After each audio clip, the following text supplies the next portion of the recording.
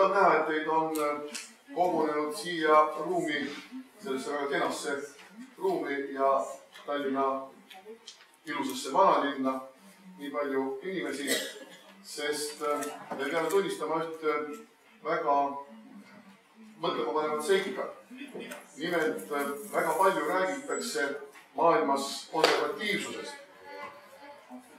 väärtustest, püsiväärtustest, aga kui me ringi vaatame tänapäeva maailmas, siis me näeme, et maailm tormab tohutu kiirusega edasi.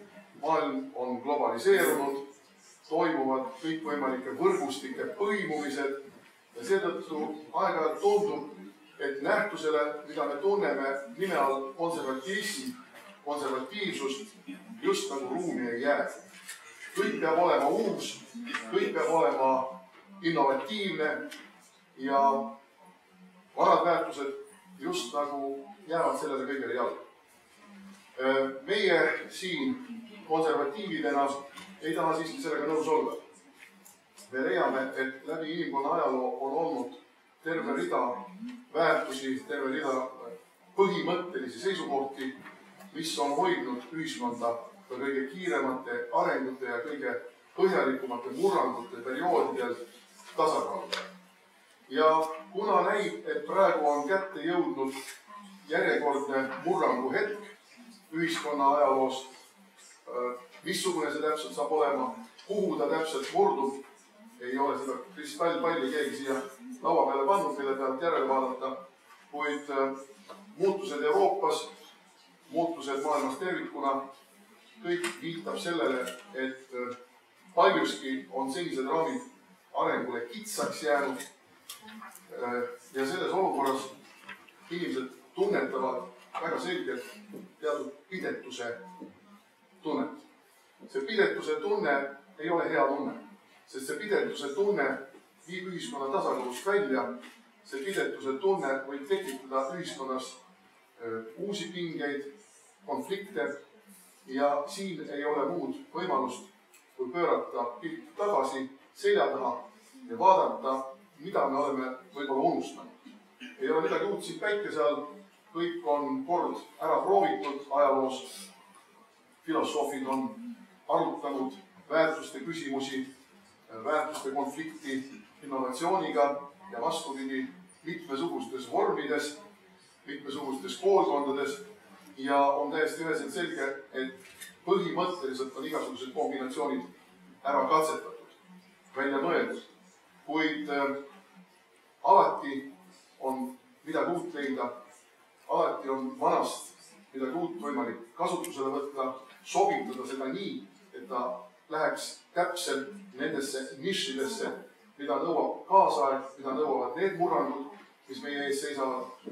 Ja siit lähtus ka meie väikese toimetuskolleegiumi mõte anda välja kogumik, mis käsitleks konservativismi laiemas plaanis nii ajaloolise tagasivaatena kui ka ettevaatena, kui ka erinevates valdkondades, olgu see majandus, olgu see sotsiaal ja olgu see poliitika, et nii iseendale kui ka lugejatele, kui ka tegevpoliitikutele anda võimalust sellest võib-olla unustatud, kuid täiesti kasutamiskõlblikust vanast leida midagi, mis aitaks meid võib-olla praegustel keerulistel aegadel uute lahenduste leidmisel. Ja raamat ei ole meil väga kogukas, kuid ma julgen öelda, ta on väga sisukas. Ja sisukas on ta tänu sellele, et me oleme siin kombineerinud meie Eestis, Baltikumis laiemalt, oleme Euroopa äärealal. Ja kunagi nõukogude ajal 80. aastatel ma mäletan, ma lugesin ühe Kesk-Euroopa, ma arvan, et see oli Poola literaat, mis Sammis Lätis oli tõlgitud vene keelde, tema artiklit, milles ta väitis, et Kesk-Euroopa ja Ida-Euroopa on Euroopas viimased vaimsuse kantsid ja just Kesk-Euroopa ja Ida-Euroopa saavad tulevikus olema see piirkond, kus äratatakse ellu konsumeristlikus läänes paljuski unustatud ja kõrvale heidetud väärtused ja väärtuspõhine poliitika. Me oleme Ida-Euroopa. Me küll armastame ise öelda, et me oleme Põhja-Euroopa, kuid me oleme paratamatult ka Ida-Euroopa, kuna me oleme nii kaua olnud koos Ida-Euroopaga. Ja võib-olla meil siin see vaimne otsingu vajadus, seetõttu mõnevõrra suurem, eksistentsiaalselt vajalikum, kui see on Lääne-Euroopas, mis vaatamata rasketele hetkedele naudib siiski ka tänasel päeval üsna üldist heaolu.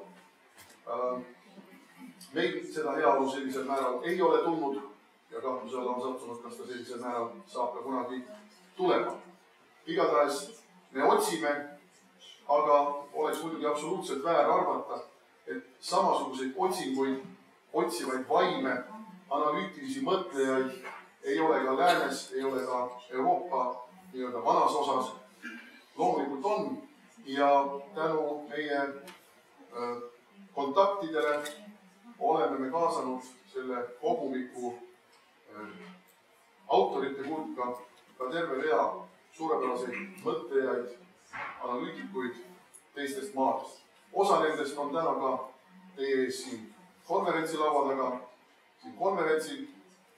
Ja ma arvan, et see on see koht, kus me võime rääkida Euroopa sünergiast, kus me võime rääkida mitmesuguste erinevate mõtteviiside, erinevate elutunnetuste põimumisest ja see põimumine annab kokku tugeva köie. Nii nagu üksikud niidid kokku põimides annavad tugeva nööri köie, nii ma usun, et ka erinevate maade vaatepunktid, erinevate kogemuste, tunnetuste põimimised annavad kokku väga hea sünergeetilise produkti. Ja mul ei olegi rohkem pikemalt siin midagi sissejuhatuseks öelda. Mul on palutud olla tänase väikese konverentsi moderaatoriks ja ma siinkohal annaksingi sõna